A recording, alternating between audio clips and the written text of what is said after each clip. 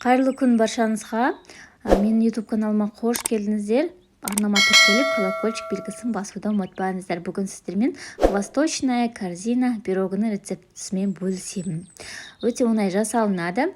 Ұнға разрыхлитель, қант қосып араластырамыз. Ортасын сәл ашыңқырап, ортасына жұмыртқа, бөлме температурасында еріп тұрған сары майымызды салып, жұмсақ қамыр илейміз.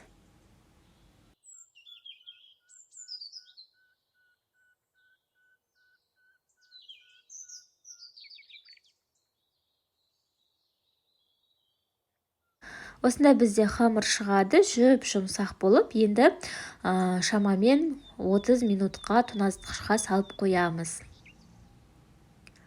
30 минут өткеннен кейін мен осындай форма қолдандым. Формамызды майлап қоямыз. Содан соң қамырымызды қолмен жаямыз. Егер де дәл менікіндей форма қолданатын болсаңыз, онда қамырдың кішкене бөлігін алып қойыңыз, өйткені көп болып кетеді. Ал егер оны барлығын салатын болсаңыз, кейін пісірген кезде үлкен болып кетеді. Қамырымызды жайып болғаннан кейін шанышқының көмегімен тесіп шығамыз, өйткені духовкаға салған кезде көтеріліп кетуі мүмкін. 180 градуста қыздырылған пешке ең алдымен қамырдың өзін саламыз, шамамен 20 минутқа.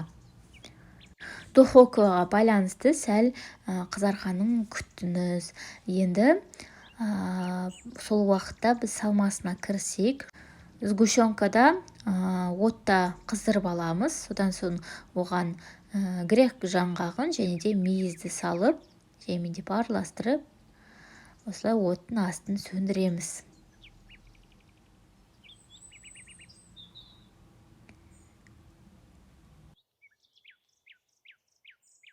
20 минут өткеннен кейін духовкадан пирогымыздың основасын алып шығып, салмамызды үстіне құямыз.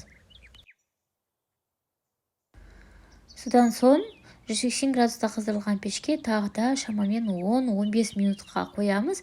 Ол кезде уже пирогтың жанны қызарғанына сәйкестендіріп қоямыз. Үсті бізде күйіп кетпеу қажет, соны қадағалап отырыңыз. Міне восточная корзина пирогымыз дайын болды. Өте дәмді шығады, қонақтардың барлығы мақтады. Мен арнама тіркеліп, лайк басып, колокольчик басуды ұмытпаңыз. Сіздермен бірге болған мархабат.